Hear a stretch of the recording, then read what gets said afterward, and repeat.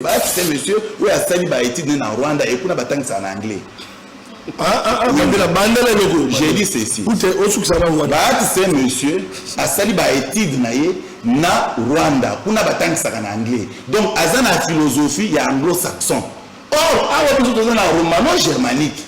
Na romano-germanique to visa premièrement en France. Parce que c'est de là que nous tirons la source et qu'on a vu tout ça de la CAO. Mais France a changé la constitution plusieurs fois. Conséquence, les autres ont quatrième régime de République. Quatrième République. Na Katia, France. C'est que de dire, la première République, deuxième, troisième, quatrième, pas changer. Mais la quota de révision. France a révisé 25 fois la constitution, mais je peux que réviser une fois en 2011. Ce qui veut dire que nous avons changé notre révision. Merci. Ce sont des matières légales dans la constitution de la République. La constitution est définitive lorsqu'elle est approuvée par le peuple au référendum.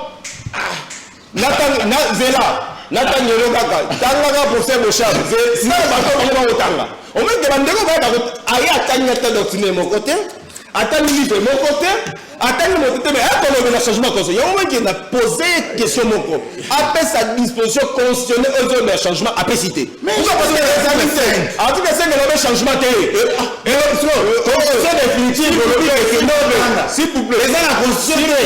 La constitution définitive, a été votée ou non la définitive. Qu'est-ce qu'on entend par une constitution?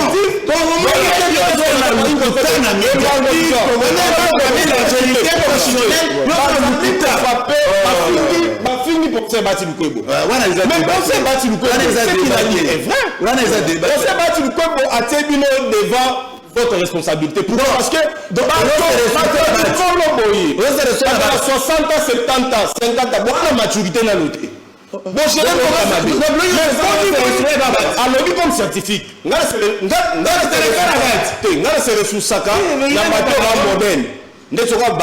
moi, c'est scientifique. À combien de l'air?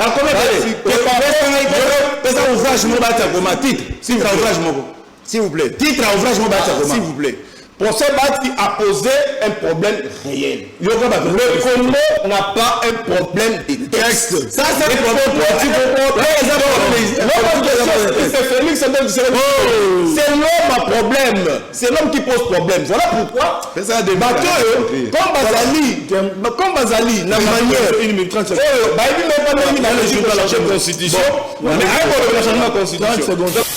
Il fallait qu'il y ait un Kabundi. Parce que non, je t'informe.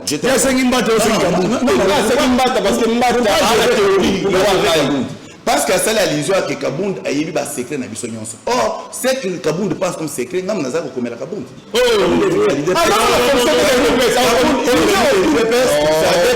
ne peut pas écrire, mais il lisait quand même.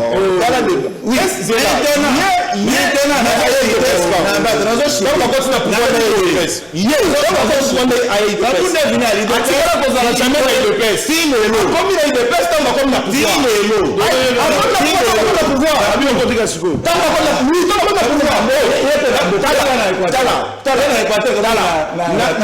politique Yambo Cannabiso de 60 jusqu'avant sa promulgation.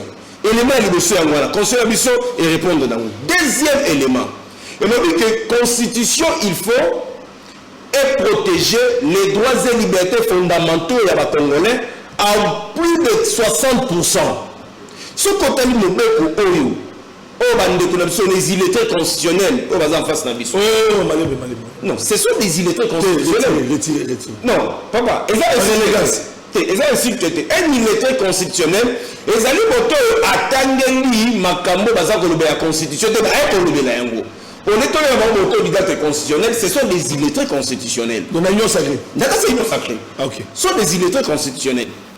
Aujourd'hui, on a que deuxième élément. Ce côté constitution du premier article jusqu'au dernier article et protéger les droits et libertés fondamentaux, il y a des Congolais. Sauf que l'application, il y a constitution, il y a même des gens qui posent problème parce qu'on est face aux brigands constitutionnels, aux voyous constitutionnels.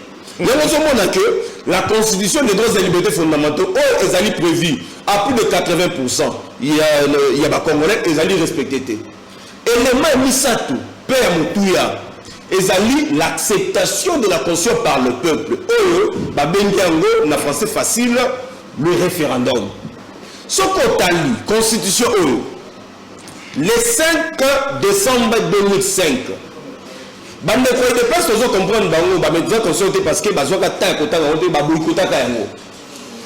par miracle la fourmi toujours c'est base à cette constitution il y a une confusion sur confusion depuis bakota na kati ya bokondi et ça la problème la constitution pouvoir pas si ya population population ebele ko sala te ba mama bi pupula ba fonctionnaire lelo ba koma bato bazanga lokumu lelo ekoma ba détournement lelo ekoma ba problème à gauche à droite toko e batie bande ko balandi buluna ba shege batondi na nzela misala ikeleve banda kongola banda kolela si lelo azolela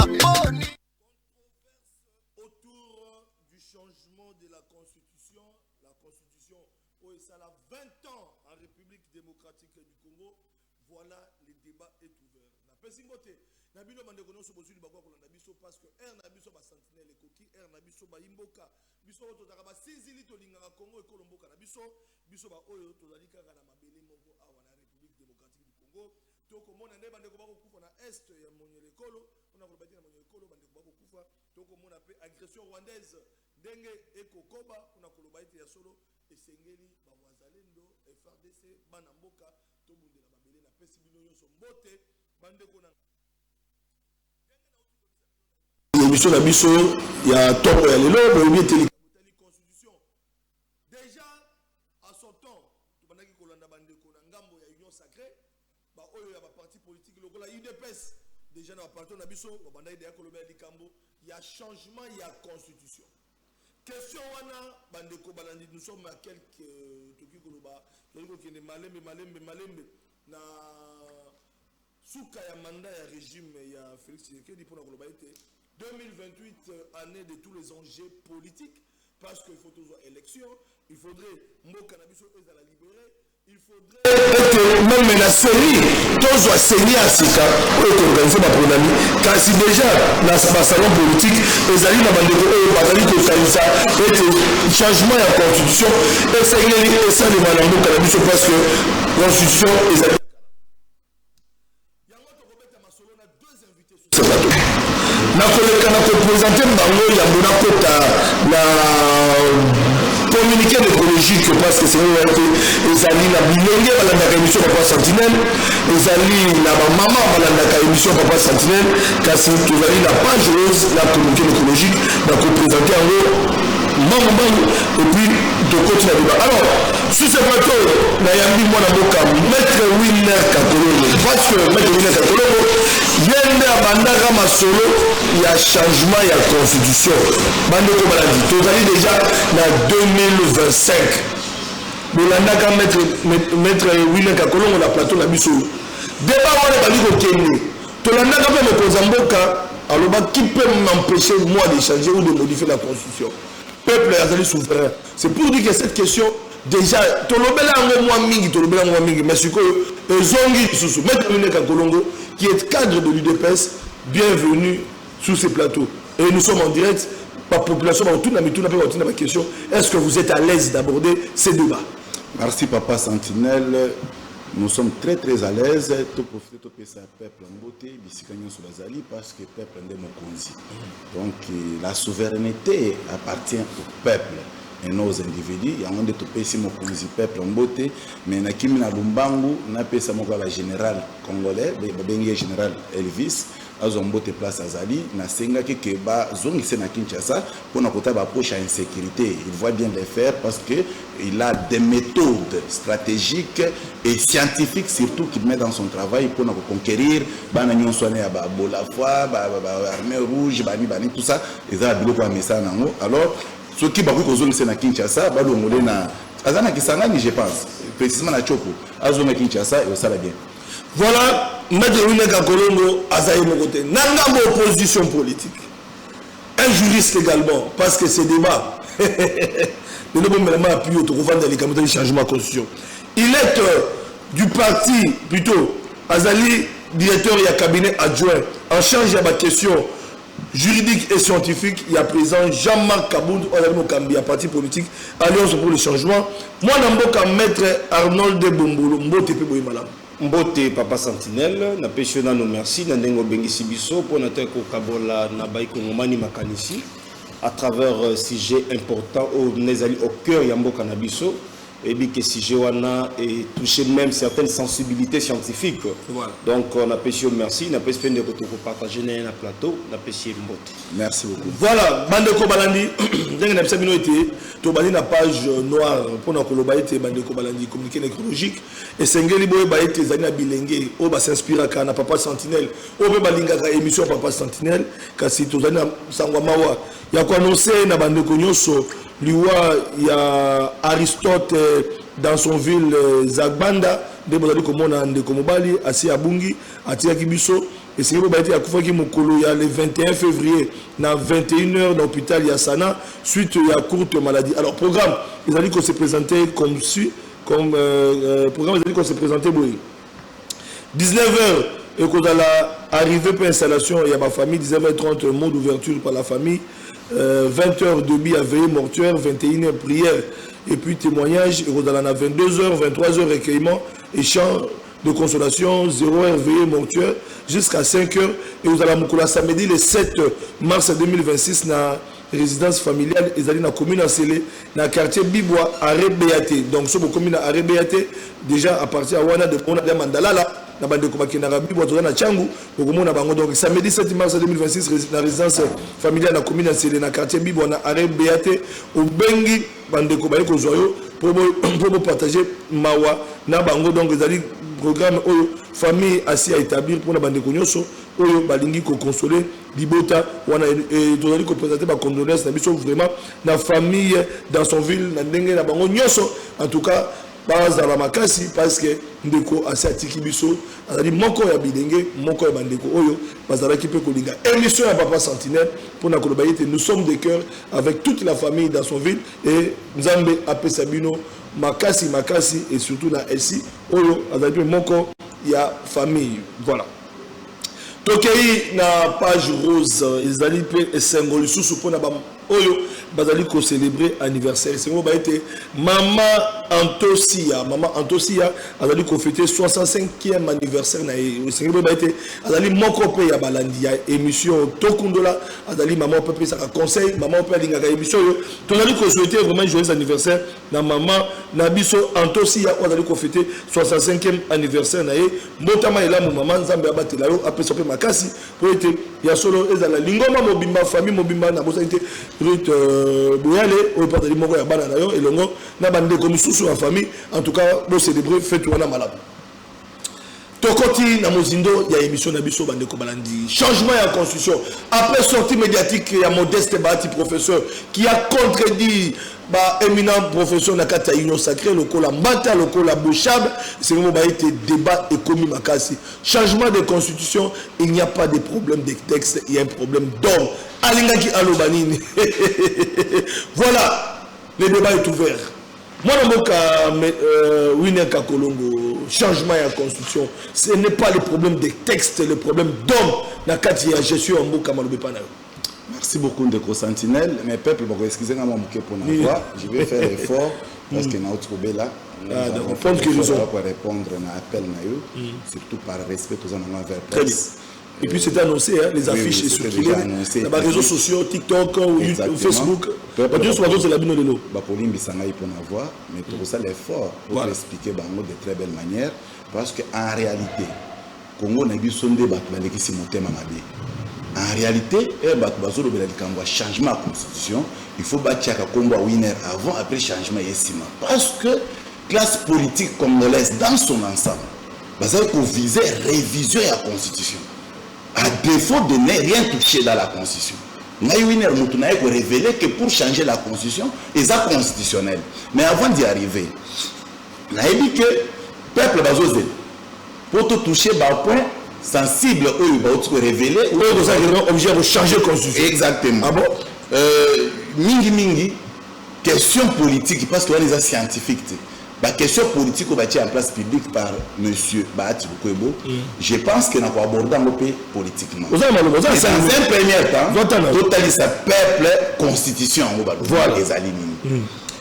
Papa Sentinelle, constitution eza mobeko le kunzi où ils ont battu la république. Oui, le but était nous sur la carte de la république, il faut se conformer à nibeko pour tout tambour malam. Eza ligne de conduite pour étendre le malamu, il y a république. Car tout la république, tout le monde qui est république, ils ont égorgé, makam ebele, ou baïke, bazar la carte de Kolanda, baïebi. Mais seulement, nous tous les gens que est-ce que la constitution va occuper au Simba Yamou? Non, oui. Pourquoi? Parce que la constitution, et le but m'a mis balé na kati. Mais batozo c'est quand on est un problème moko. Constitution le but l'article 218 et le but. Que ngai constitution, vous pouvez réviser ngai. Elle bazo ko réviser une corba. Abi ko réviser ngai mais habité ko changer ngai. Non, nazo ko. Voilà. Constitution l'article 218 a le but que vous pouvez réviser ngai. Comme l'article 219, après si ma condition, la période de son mot pas qu'à pour réviser était. Très bien. Vous comprenez? Constitution, après si ma condition. En cas de guerre, tout ça. Comme l'article 220. Aya le dit que vous pouvez réviser, mais matière réservée la souveraineté, vous pouvez réviser en moto. Mandat de Zamboka. Un article 220. N'est pas habité. Mais mandat de Zamboka l'habité. C'est un article 220. Oh, mais comment vous la clair. Il faut pas comprendre. Article 220. Article 220 est boy ko touché madame la présidente publique notamment Nangongo Tshisekedi président Nabino. Ouais, article 70. Président Nabino cadre il y a révision. Voilà. Mais il faut qu'il y ait du sabatouké, réviser l'hyper-Koloba, pour changer l'hyper comme on a fait la constitution. Voilà, là il n'y a pas de problème. C'est-à-dire, il peut changer l'hyper comme on a fait la constitution. L'article 220, où il y a l'article 3, 4, 5, l'article peut changer. Là, tu vas changer, tu vas réviser. Non, la limite tout est clair. Changer tout. Réviser quand changer ça dit to longo ligne so na bandi na sa population na bandi na makanisi ya bato bazo kanisa ke kaka pour réviser les actes constitutionnels mais pour changer ça constitutionnel nazo peso makanisi na bango très bien parce que nazo pesa bango nazo pesa yo ezaka na kati ya mobeko likunzi eli ko lobake ni beko article nyonso na kati ya constitution ba ko ki ko changer nyonso sauf article les a protégé na article 220. Non, à l'article 220, et tu ne jamais vous avez vérifié. Ce qui veut dire que vous pouvez vérifier à tout moment. Une fois que vous vérifiez l'article 220, c'est-à-dire qu'on se mouvement de ça. Et quoi il n'a pas fait? Maintenant, il y a un winner. Mais il a dit que oui. Donc, on change la constitution. Et puis, si tous les autres se souvenir que tout le débat, il y a que tout le monde se bloque en Némoine. Pour changer, il faut se rendre. Et question wana na ebisi bato boy ko changer la constitution et vandi matière na mo vandi na article 5 ya constitution malheureusement tozana constitution te poto tanga mais ngai na kotanga constitution ya téléphone parce que na kati article 5 il faut kotanga parce que ba mettre bi pour la ba yebi pe kotanga mikolo ya mutu nyonso zotanga avantage ezali papa Sentinelle silizi enseignement et puis si vraiment matière na mutu nyonso kwa yekola kotanga yoka eloko article 5 elobi nazana première yalnea elobi boy la souveraineté appartient au peuple ndio toloba kurama que bokonzi ezo revenir na peuple tout pouvoir émane du peuple tout pouvoir ce qui veut dire que même article 220 il y a un pouvoir tel que l'article 5. Tout pouvoir n'a évité na kotanga na le meilleur en français. Donc et nous quoi bokonzi ils ont revenir kana peuple de mokonzi. C'est l'article 220 où il vérifié qui wana ils ont revenir out parce que ils ont mokonzi le article 5 Tout est avancé. Qui l'exerce peuple wana qui l'exerce directement par voie de référendum ou d'élection et indirectement par ses représentants. Mais par le but d'abord que tout le monde le pouvoir et le peuple na référendum, soit na élection. Tu vas dire référendum na élection. Congolais est député, Congolais est voté. Congolais kenda ba vote ya ba couleur nyonso. Congolais ba bengi na vote ya yambo. Pona kokotisa constitution na uti kotanga ekoma vigueur ba benga Congolais na référendum. Mutu nyonso yebi que Kabila razo convoquer référendum na 2006, batu bakendaki ko voter oui ou non. Basala ka biso ko habilité ya rouge na ya vert. OK, so tient vert la dit que oponi oui, so tient rouge la dit au sanctionner. Oui ou non. Et bon moi, elle va voter bongo ndé pesi sur Kabila. Bien que président illégal certainement ce n'est pas un problème et ça fait parmi ba élément il y a problème ya constitution. Quand il y a eu à promulguer constitution ana. Ndeko na ngai. Congolais mo yelobi na ngai mais quand article 5 tende le référendum article 5 epesi pouvoir na peuple. Epesi pouvoir na peuple pour na kosala référendum. Epesi pouvoir na peuple pour na kosala élection. Heureusement toke na ba élection mingi.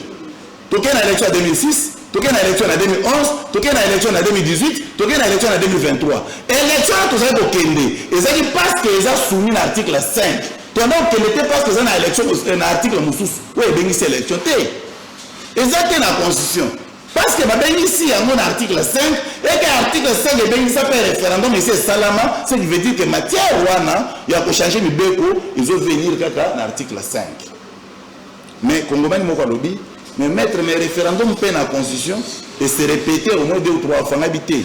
Et se répéter 2 fois. Et se répéter dans l'article 218. Notre banda a un article 218 pour la collaborer. Que l'article 218 est perçu par matière à réviser. Article 218 est perçu dans condition. Oui, il y a la condition article 218 de la constitution. Nous avons un faute la constitution, mais c'est que les téléspectateurs dans la salle de la constitution, je comprends pourquoi. Ce sont déjà envoyés par monsieur. Au Seigneur Maître Jean-Paul, les Sambobou. Parce que j'entends l'article 218. L'initiative de la révision constitutionnelle appartient concurremment 1. Au président de la République. Ici, on parle pour réviser la constitution. Au président de la République. 2. Au gouvernement après délibération en conseil des ministres. 3. À chacune des chambres du Parlement à l'initiative de la moitié de ses membres. 4. Quatrième point.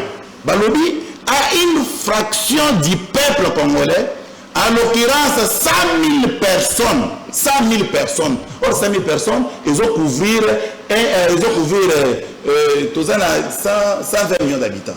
Balobi 100 000 personnes, cette pétition va déposer, tout le monde réviser. Très bien. Maintenant, chacune de ces initiatives est soumise à l'Assemblée nationale et au Sénat qui décide à la majorité absolue de chaque chambre du bien fondé du projet de la proposition ou de la pétition de révision. Ici, tu as la révision. La révision n'est définitive que si le projet, la proposition ou la pétition est approuvée par référendum. Référendum voilà. Nasali ba étude ya black te pour na copier pas ma constitution de Konanaï. Référendum au Balobiawa, ils ont référendum au cas où, na niveau de révision, assemblée et eu problème. Na niveau de révision, nous avons déjà la loi, où il y a déjà Assemblée nationale, où il y a déjà gouvernement, où il y a déjà président de la République, catégorie à 4 on a passé en article 218, mon qu'on a une proposition à révision, et ça dit que l'Assemblée nationale est pour quitter pour entériner pour la promulgation de pas chef de l'État. Et c'est comme ça que la condition on a pour le référendum. La condition pour le référendum. Ça c'est l'intelligibilité conçue dans le législateur pour la Constitution. Et constituant plutôt. Maintenant, question des autres. Que la Constitution doit changer en haut et pas en même. Non, la Constitution est changée par le constituant. Constituant les années. Ah, ok. Constitution on va la tête. Voilà, c'est là ce que Constitution les années. Tu n'as mal à quelque part. Quelque part, c'est là que tu n'as mal à mon. Constituant les années. C'est là ce que vous voulez maintenant constituant les années. N'a pas ce genre de peuple n'a eu. N'a pas peuple malin mais malin éviter. Vous excusez-moi, une minute seulement. On a 5 minutes, 64. C'est vrai, qu'est-ce que tu fais ça. Il y a premier tour de table, il peut faire le bas. Ok, c'est normal, il faut faire le bas parce que elle a Hollandais, tu as pas intelligence, ce qui est en denguenine.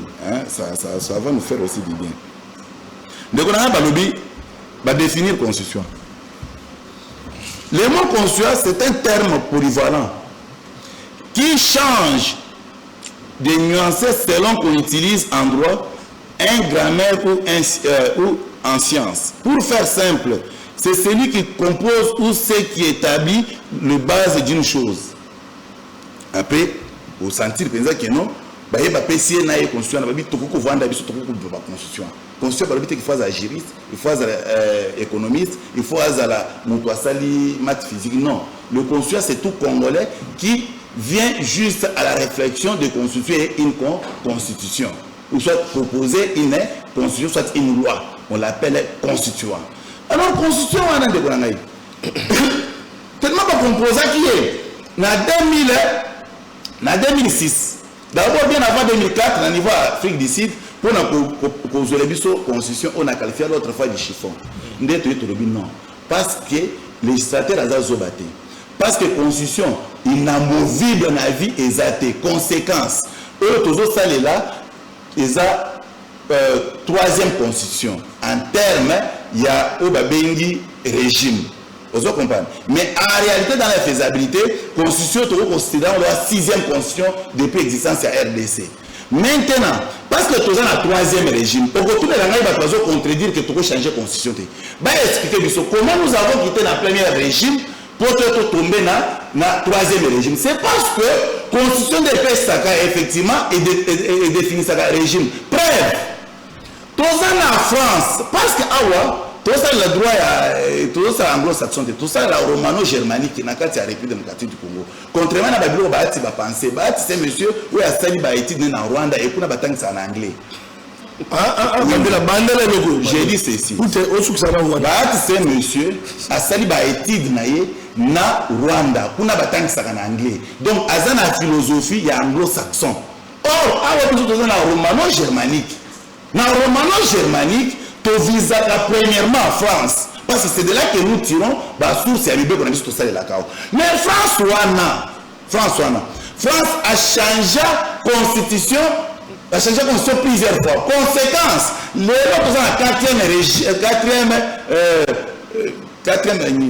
régime de République. Quatrième République. Dans la France. C'est que de dire, dans la première république, deuxième, troisième, quatrième, ça change.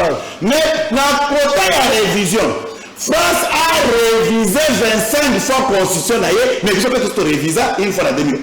Ce qui veut dire que nous avons changé notre révision. Merci. Ce sont des matières légales dans la constitution de la République. Merci beaucoup, Maître Winner Kakolongo, a exposé constitution Zanini, constitution Zanani.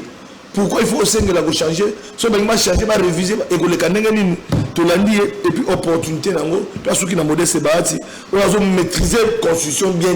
Pour la école en anglais et que la constitution, la mission est en français. L'école en anglais, dans le niveau. La Rwanda, on a une position. Tokei, la partie à Jean-Marc Kabound. Le dissident UDPS. Il y a des Tshisekedi à côté de la Malamouté, Tshisekedi pour ça a changé la constitution, Tshisekedi a pour ça a tika la libérer le pouvoir, Tshisekedi a géré Mokamabe, Robi Kabound a qui prison pour la question mais aujourd'hui on aborde quand même la question autour de changement de la constitution. On a bien révisé changement de la constitution. Moi je vais mettre à l'ordre Bombolo Malou Bepanayo, vous appelez à 5 minutes, à 6 minutes, on appelle sur première minute. Papa Sentinelle, qui participe à Tango Ndekonanga ko débattre avant Koloba. Du début jusqu'à la fin, contradiction sur contradiction. Et à quel point ça va disposition aux amis pour cadrer le Cameroun à Zakoloba. Non. Et là, pour les bosses, il faut que les de peste soient évacués.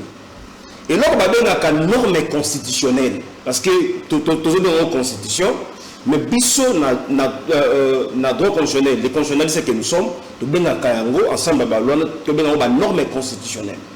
La norme constitutionnelle, et ça dit que la norme est civilisée. Ce que moto est civilisé, après on respecter la norme constitutionnelle. Il y a des fois, on a respecté la norme constitutionnelle. traité, Brian a béni comme étant des brigands ainsi que des voyous. Nos amis en face, étant des brigands et des voyous constitutionnels, Bayeli biso likambo ezali même pas prévu na kati ya constitution. Donc makambo alobi. Du début jusqu'à la fin, on a dit contradiction en contradiction. Et là, pour il faut que constitution ezali au sommet de la pyramide des normes juridiques du pays. Ce qui revient à dire, modalité d'élaboration nango, na application nango, ezali ndenge moko te na loi. Parce qu'une loi pour exister, il faut tirer origine dans la carte de la constitution. Il y a un que la constitution, c'est la mère des lois. Donc, pour que la constitution ait existé, on a besoin de la loi. Mais pour que la loi existe, on a besoin de la constitution. Il y a une théorie constitutionnelle, entre autres, ma grande doctrine comme Victor Promotorio, appelle ces trois conditions pour que la constitution ait une constitution définitive dans la Mboka. Voilà. Et l'autre, il Liboso. Alors, que la constitution, il faut reprendre l'histoire politique Yamboka depuis Ebandela Mboka wana kino na moment où ezalaki élaboré. Tozwa kaka élément liboso. Pourquoi constitution il y a le 18 février 2006 qui est modifié en 2011 existaki? Ndeko a ignoré l'histoire. Constitution est outil suite à une longue crise persistante dans Mboka na biso de 60 jusqu'avant sa promulgation. Crise wana eutaki na nini? Eutaki na contestation, il y a une institution établie ainsi que ses animateurs. Donc tout le monde contester l'institution Mboka et on a contester l'animateur na yango. Yango benga kito kende à un cadre constitutionnel pour que emena biso vers la démocratisation ya Mboka. Bato balobaka ke to bandi transition depuis 90 ngana lobité. Ce qu'on la transition Mboka na biso, transition Mboka biso to bandi transition depuis 1961. Na 1961 après le premier coup d'état constitutionnel et ça na 4 Mboka na biso, le président de la République révoque le premier ministre, révoque le président de la République et maintenant Mboka na libunga kino un militaire Mobutu a cause pouvoir na 65. Et dans 65 wana Mobutu n'était pas issu de la population, c'est-à-dire le peuple a voté qui était. Et la constitution Mobutu est issu de la référendum. Il va considérer comme une constitution définitive. Par exemple, comme une constitution temporaire. Constitution est même qui avant comme dans l'acte constitutionnel, il y a le 9 avril 1994 et consacré à la constitution et disons transition après conférence nationale souveraine. Donc, pour la constitution, ayez pour répondre l'histoire politique de Mboka de 60 jusqu'avant sa promulgation. Élément de la constitution et répondre dans le deuxième élément. Il m'a dit que la constitution, il faut protéger les droits et libertés fondamentaux des Congolais à plus de 60%. Ce côté de Mboka, les illettrés constitutionnels en face non, ce sont des illettrés constitutionnels. Non, papa, un illettré constitutionnel ils allaient attendre makambo la constitution on est constitutionnel, ce sont des illettrés constitutionnels. Donc l'union sacrée. D'accord, c'est l'union sacrée. Ok. Ce sont des illettrés constitutionnels. On sait que deuxième élément, ce côté de la constitution du premier article jusqu'au dernier article et protéger les droits et libertés fondamentaux, il y a des Congolais. Sauf que l'application, il y a la constitution, on a même des gens qui posent problème parce qu'on est face aux brigands constitutionnels, aux voyous constitutionnels. Mais nous sommes que la constitution des droits et libertés fondamentaux est prévue à plus de 80%. Il y a des Congolais qui sont respectés. Élément mis ça tout, Père Moutouya. L'acceptation de la constitution par le peuple. En français facile, le référendum. Ce qu'on a lu, constitution le 5 décembre 2005. Bande de presse, vous comprendre parce que par miracle a fourni, toujours c'est base à cette constitution, il y a une confusion sur confusion depuis Bakota na Kati ya Bokondi, et ça la problème de la constitution. Il y a une lorsque le professeur Batilouko Balobino, en RDC, nous n'avons pas un problème de texte plutôt, donc, on va s'attaquer. Oh, Azad a raison. Pourquoi? Parce que la constitution actuelle, ils ont voté dans un référendum par le peuple. Aux que les trois conditions pour que la constitution soit la définitive, elles allaient réunies. Il y a une constitution, c'est une constitution définitive. Pour nous démontrer que c'est une constitution définitive, constitution Yemoko, attendez l'article 5, toujours dans la confusion. Article 5 de la constitution, tout pouvoir émane du peuple. Et nous combattons que toute constitution émane du peuple. Tout pouvoir émane du peuple. Peuple n'allait par deux manières, soit par élection ou soit par le référendum. Référendum en soi c'est une élection. Sauf que à la différence, référendum, ils allaient soit ceux qui balingi, batté Kamabeli, Ambo Canabiso, il faut passer par le référendum. Soit ceux qui balingi, Bossala, adjudication, il faut passer par référendum. Mais c'est une élection. Contrairement à Ndekwa Lobby. Ndekwa Lobby, on peut réviser, on peut changer la constitution sur base de l'article 5. C'est faux. Oh, article 5 Lobby. Non. Article 5, tout pouvoir émane du peuple. Donc, d'autant plus que tout pouvoir émane du peuple, le peuple peut changer la constitution. Non, c'est faux. Voilà pourquoi la constitution, c'est basé sur la réflexion comme étant une fraude à la constitution. Oui, pourquoi on dit c'est faux? Constitution, article 5. Article 5. Article 5. Et le but est que la loi référendaire, il faut pouvoir comprendre. Différence entre référendum et la loi référendaire. Loi référendaire, les amis, est déjà institué par une loi na peuple pour changer la constitution à tout moment. Voilà. C'est la loi référendaire. Et ça l'a caté. Et tu as la constitution et reconnaître, c'est le référendum. Le référendum, c'est une élection. Tant qu'on a les illettrés constitutionnels, l'union sacrée. Les alliés, il y a solo. Parce que il y a bien solo. Bien solo. Pour naïe, référendum, les alliés vont changer la constitution. Et puis, à quel issue sur l'article 218? L'article 218 parle de la révision constitutionnelle. Donc, on comprend que la révision constitutionnelle est constitutionnelle. Mais le changement de la constitution n'est pas constitutionnel. La révision de la constitution est constitutionnelle. C'est l'article 218 de la constitution. Mais le changement de la constitution n'est pas constitutionnel. Il y a autant de choses. Après ça, l'article Moko, expressis verbis, le changement de la constitution. Voilà. Il y a des matières qui peuvent être révisées et il y a certaines matières qui ne peuvent pas être révisées. La matière le coffre-fort constitutionnel, c'est l'article 220 de la Constitution.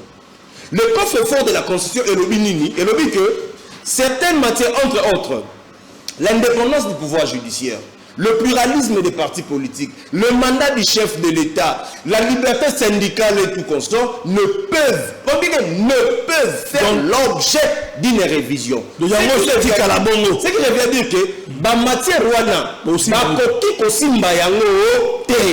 parce que ce qui est ça constitue une fraude à la Constitution. Dès lors que Balingi va changer la Constitution pendant que la modalité à la Constitution est allée pour éviter, ça constitue un coup d'État constitutionnel. Aïe. Et le coup d'État constitutionnel n'est pas différent d'un coup d'État militaire. Et c'est solo. Dans le sens que na est dans la nanga, à ça que moment bateau. Quand on est dans le régime de bande côté Sekedi, on va limiter ma constitution. Donc, ce qu'on comprend jamais Kaboul de ça qui alerte, il a raison. Kaboul c'est un visionnaire. azalaki na bango ayokaki makambo nini babandaki koloba. Donc tant que changement changement de constitution est prévu par la constitution. Pour ça les ali coup d'état constitutionnel. Et puis yoka lisusu constitution yemo ba lobinini. Changer ordre constitutionnellement établi, ça constitue une infraction imprescriptible. Ah bon? Oh il y a des choses dans la sala. Les amis changer ordre constitutionnel. Papa. Mais il était calme. Non, le d'abord, le beaucoup bête, il dépêche n'a jamais Kaboul. Le beaucoup bête, vous avez une constitutionnel. Et ça, c'est d'abord à Souka. Il y a répondu. Tango, tu dis que cette constitution, modalité changement d'ango, ils allaient préviter. Qu'on change la constitution pendant que modalité d'ango, ils allaient préviter, ça constitue une infraction imprescriptible. On rappelle un professeur Mbata. Imprescriptible. Professeur Mbata, le monde dit c'est-à-dire qu'on change ordre constitutionnel établi. C'est la mettre à l'ordre. Professeur Mbata, sautant. Vidéo d'un viral. La série a eu des presses. Je me rappelle si on a eu des presses ou pas. Mais depuis que série où on a eu tout contre le régime à Kabila. Nazoé Bissayo. Mbata, le baga en vidéo qui existe. Mais est-ce qu'on Mbata, le Mbata, lobby, tu comprends des sous-titres? Qu'est-ce que c'est? Non.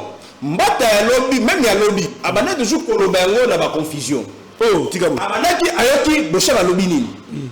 Oh ya lobby esambo ba lobby parce que ya ko permis esambo. Soko ta même matin na moi si que nembo robotique ko boyango na inikini. Oh, tikabo. Mbata boya na tika certificat mbata. Tikabo professeur. Parce que akay ko copier moninga na professeur esambo, même na virgule. Esambo non. Oh ezali œuvre na ngai ba retirer yango.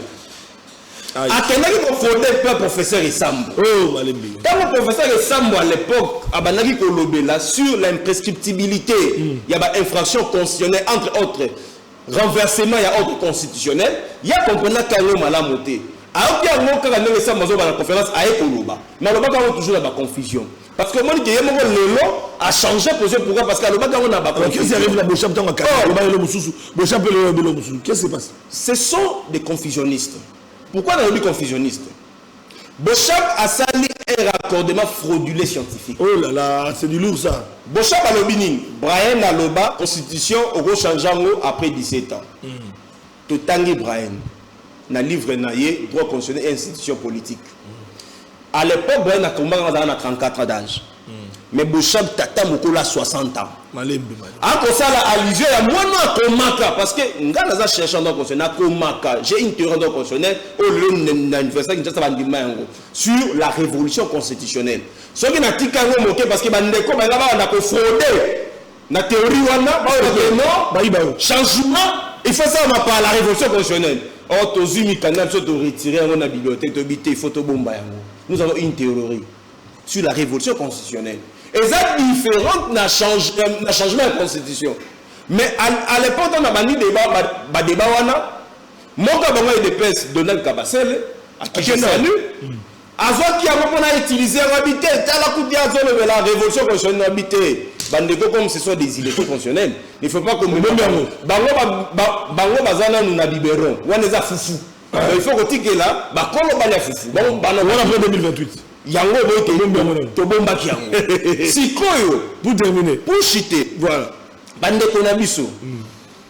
Bochap a 17 ans. Oh, Bren a 17 ans, il faut changer la constitution. Alors biboye, un être humain a un âge de maturité na yé.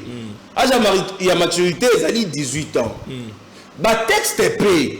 Il faut que les ala na âge de maturité na yango. Brian a le biboye.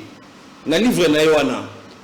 Pour moi, c'est sa doctrine. Pour moi, pour que ça la mature, pour que ça la mature, il faut atteindre 17 ans. Il y a son existence. Or, notre constitution, effectivement, a atteint sa maturité. 20 ans. Oui, 20 ans après. Tout ça, dans la 20e année, na biso. Et atteindre la maturité, na yango. Mais, Bochap a que la moteur, comme à l'époque, on a 34 ans d'âge. Mais à ça, il y a un raccordement frauduleux scientifique. Pour la quota, il sait que non, il faut tout changer de constitution parce que c'est comme si c'était Brian dans le babongoté. Et Brian peut à ça, même professeur Victor Motorio. Alors, là, toujours, ma caméra va durer. Il y a un lobby pour naïe, il faut au moins des siècles. Il y a un moment qui est américain, pour na bango, conscient na bango, et ça conscient et conscient de l'eau, siècle, na siècle. Après cette histoire française, ça peut comprendre l'histoire constitutionnelle de la France. Comment l'histoire constitutionnelle peut maîtriser? À quel moment ah, Bissanga, il n'a pas d'habitude, tout ça, a combien de constitutions? Sauf qu'il y a une histoire constitutionnelle, il y a un défi. Comme des 60, dans le but de 60, combien de constitutions pour la mission de ça? Attends, on est dans le plateau, il est gaga. Papa. Ah bon, ils ont révision. Mais à quel moment la France, la 4e République de France, France est utilisée comme la Constitution. France est utilisée dans une longue période de transition aussi, comme la RDC. Première République, va passer à éviter. Pas une transition. Tu as la deuxième tour de table. Pas une transition. Mais si vous avez la transition, pour que nous la transition, une longue transition, tu continues la démocratie en 2006, les illettrés constitutionnels, il ne faut pas qu'on pitié parce que va violer la constitution. Ah d'accord, toi qui l'as raté. Moto qu'on viole la constitution, ande moko na nangwa ko bomba na est. Ya ngomoni ke na lobi nanga ko bomba na est bango ba ko violer na awa na ouest. Ba violer ni constitution. Ce qui constitue ça qui moisi. Mais ça fonda Tshisekedi déjà pour une contre l'humanité. Tikabo. Ba violer rien que dans 7 ans. Na compta ba violation Tshisekedi c'est plus de 1500 violations à constitution. Biso to compta. Ah bon? À chaque acte Tshisekedi a posé total à la constitution. A violé 1500 fois monsieur. Donc dans 1500 fois on a que ce cas qui moisi. Voilà. Mais tu peux compter le nombre de violations. Merci. Voilà. Maneko Balandi, maman Bipopola, Ozali, débat à Batomaï. C'est-à-dire place pour Vandi, Mutuna Mutu, Azoyo Kabango, Bozolanda, Bozo comprendre, Mutuna Tana. Et tout ça, on a 10 minutes, on a plus avoir 5 minutes. Pour le débat aussi, premier tour de table, Bozo Taïbene, pour expliquer. Il est allé au-delà. Non, oui. Voilà, dans Barcelone 2 minutes, c'est la réalisation. Mais tout le monde 5 minutes. On a 5 minutes, on recadre, on limbo la pédale. Et puis, en conclusion, on a récupéré.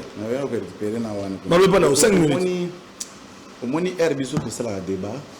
C'est comme ça que tu évites ça devant la gêne. Pourquoi? C'est pour éviter des termes allant dans le sens vexatoire. On se respecte toujours mutuellement avec des grands autres messages dans le débat. Il est très constitutionnel. Tout ça, ça apporte quoi? La question, tu peux changer conscience, surtout trop réviser. Voilà. Ça apporte quoi? Ce sont des méthodologies pour frayer l'adversaire. Alors moi, je ne peux pas me laisser à cause de ça. On la maîtrise. Je suis vertébré communicationnel à la République démocratique du Congo.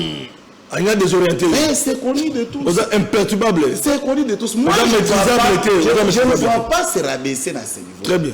Question très simple à un journaliste. Et je l'ai fait expressement.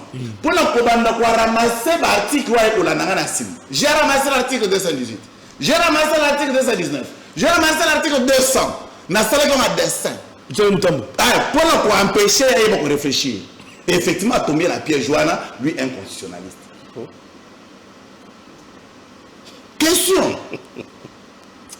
Puisqu'il est constitutionnaliste, c'est-à-dire la constitution de la République, au grand jamais, obligé à changement. Jusqu'à l'extrémité, il y a un monde. Non, pourquoi pas ça peuple? Ça sont des intérêts purement politiques. Je sais pourquoi ils font ça.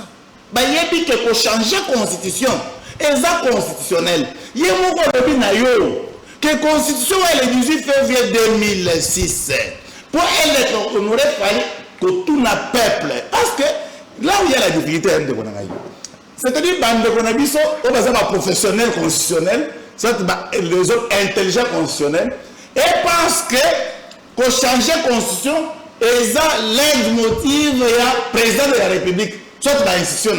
Non! La constitution est changée par le peuple selon que l'évolution de la société. Comment la société n'a vu que vous allez si évoluer? Tout est dans la constitution archaïque. Mais c'est un scientifique qui te dit, on ne va pas changer jamais non plus. Celui qui a conçu la constitution, les constituants, celui-là peut décéder. Mais l'intelligence qui peut remplacer, la RDC ne va pas en bénéficier. Donc, awa, bango baso banga. Banga ni, banga qui va changer la constitution, qui serait de s'éterniser dans le pouvoir. Et là, baso zanga, ils ont de l'intelligence à bloquer ce qu'on a fait la constitution nouvellement voté ou soit nouvellement voté par le peuple. Banga qui, bayebi bakling ba ochati. Maintenant, à répondre, moi, mouké. D'abord, un corps scientifique. Maison à Kabound. Bavandi va réfléchir, balobi, tu sais qu'il y a à commettre 1500 violations à la Constitution. Bango va komaka. Mais pas komaka. Azolo pas à l'aise. Ayuki ata sonité. Mais un corps scientifique, non, ça débat bosso moi na balabala, je pouvais comprendre. Or Constitution, il y a un moment où on a 229 articles. Comment Constitution a 229 articles? Parce que quand on parle de la violation de la Constitution, c'est-à-dire on viole les articles dans la Constitution, n'est-ce pas? Papa Sentinelle, attends, tu as ça sociologie. Tu as 229 articles. Yo pour violer 229 articles, auquel il y a 1500 violations. Donc, l'article, il y en a 4500. Pourquoi mentir les gens? Quand on viole la Constitution, on viole quoi? N'est-ce pas les dispositions de la Constitution? C'est pas possible. Bon, Papa Sentinelle. Mais la disposition de la Constitution, Papa Sentinelle, la disposition de la Constitution, Constitution de Mobimba, ils ont 229 articles. Constitution Mobimba. Mais Aobayebi a violé 1500. Et donc, l'équipe même un nombre de Yoka Lukuta ya bato. Yoka Lukuta bato, kaka pona ko lengi sa mota mabe, ya ko très bien ba bord, monté. Au Kundoli bango. Parce que ceux qui peuvent violer l'article mon pote. C'est que violation est bosso. Au violer l'article est balé. Violation est balé. Il y a une constitution à 229. 229. C'est comme 1500. Bango 1500. Ah Kabunde. Ah Kabunde l'homme intelligent. Naza Kunate, Ndeko, Papa Nangai.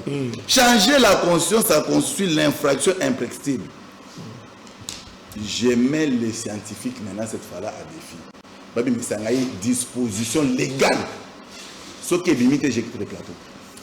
Oui, et l'obiqué. Oui, et Naza n'a pas ça, pas personne à peine. Naza n'a pas ça, pas personne à disposition. N'a l'obiqué, j'ai quitté le plateau. Disposition légale, constitutionnelle. Oui, on dit que ceux qui ont violé la Constitution, ils ont infraction imprescriptible. Or, ils ont changé la Constitution. Alors, bien, ceux qui ont changé la Constitution, je répète, dans ce bandel. Il y a un nuancé à répondre.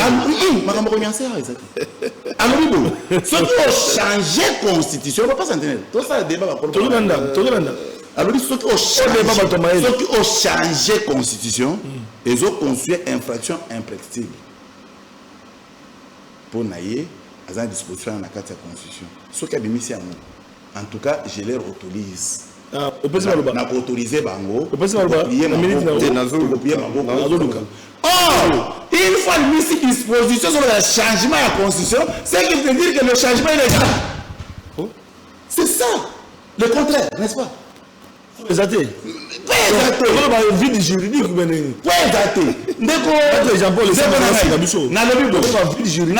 face, il y a un corps scientifique. Voilà. Question simple. Est-ce que tu peux changer la Constitution?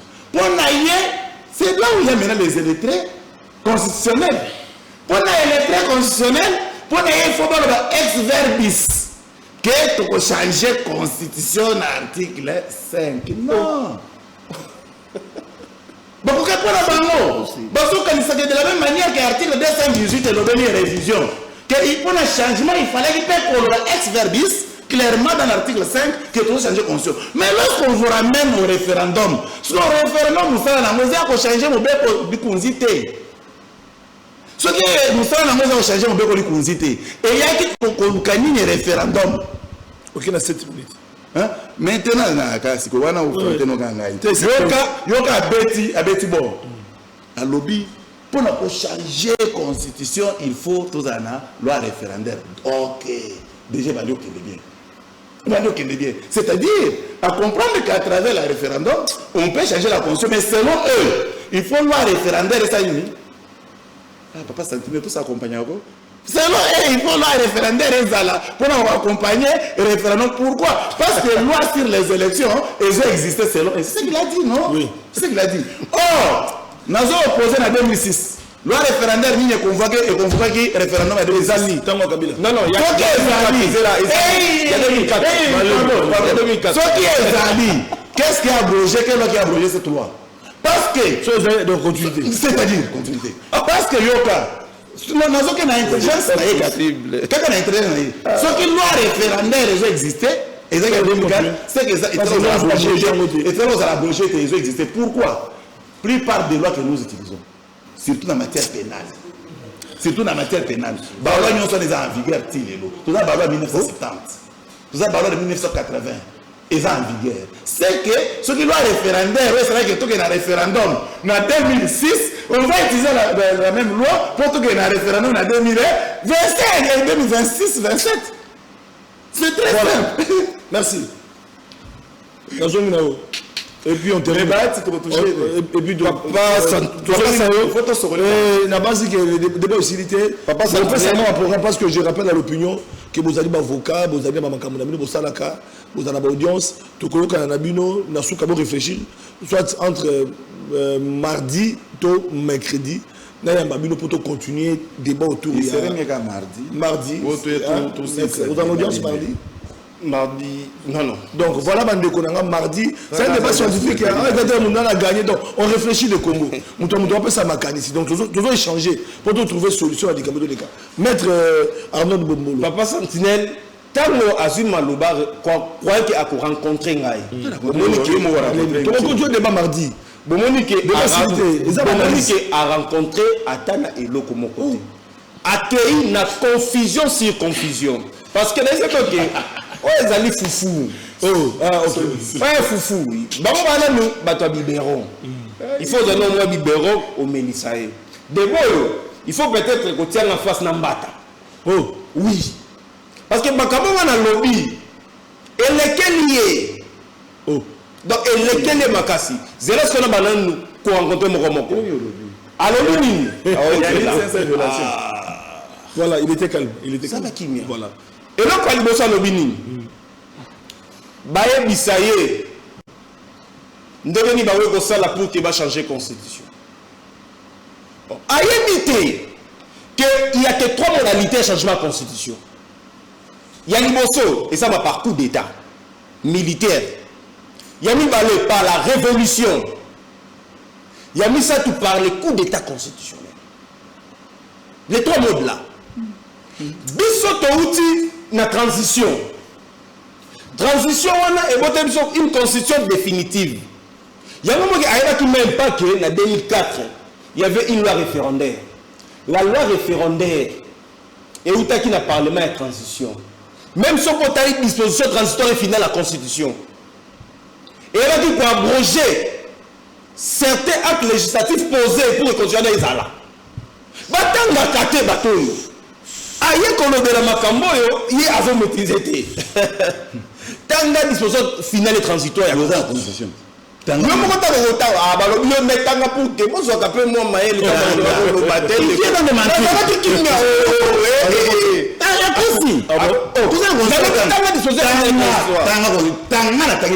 J'ai pour le soin. Non, je ne dérange pas. Papa, il peut se faire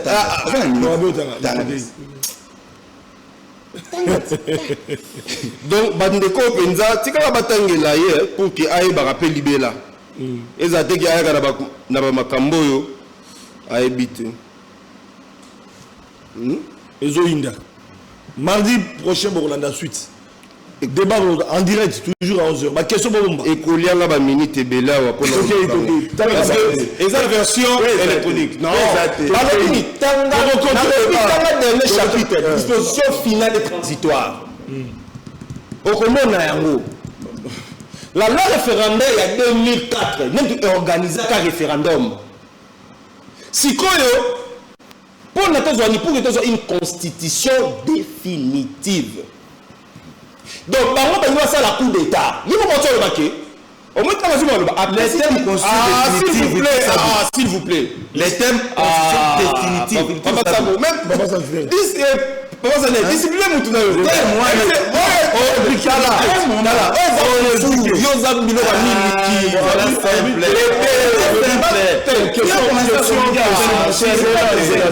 Question à Maître Winner. Question Maître Winner. Constitution définitive et où tu vas. Voilà. Quand on est sur la question des illettrés constitutionnels, Nazan a raison. La constitution est définitive lorsqu'elle est approuvée par le peuple au référendum.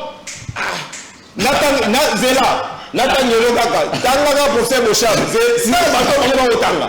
On met des bandeaux à Tanga doctrine de mon côté, attendre livre de mon côté, attendre mon côté, mais attendre le changement constitutionnel. Il y a un moment qui a posé question mon côté. Après sa disposition constitutionnelle, aux autres de changement, après cité. Mais pourquoi parce que en tout cas, c'est le changement télé. Et constitution définitive, s'il vous plaît. La constitution définitive, voter ou non la définitive. Qu'est-ce qu'on entend par une constitution?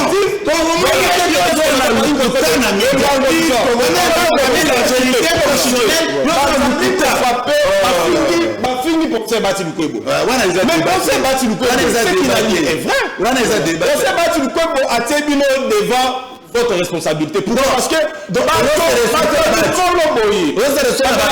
ans, 70 ans, 50 ans, la maturité n'a noté. Bon, je l'ai comme scientifique.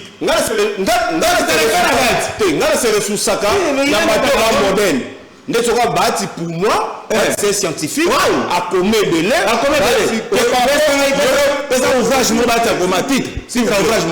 S'il vous plaît. Titre à ouvrage, s'il vous plaît.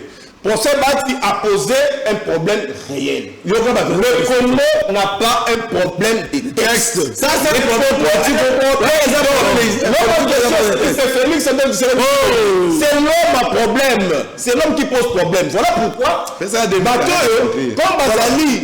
Comme Bazali, la manière.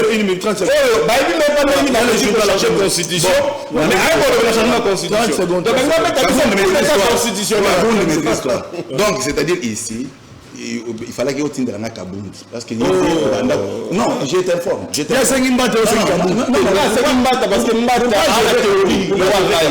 Parce que ça, l'allusion à que Kabound a eu un secret dans la vie.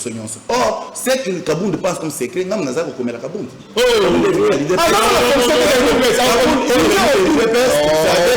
ne savait pas écrire, mais il lisait quand même. Oui, c'est là.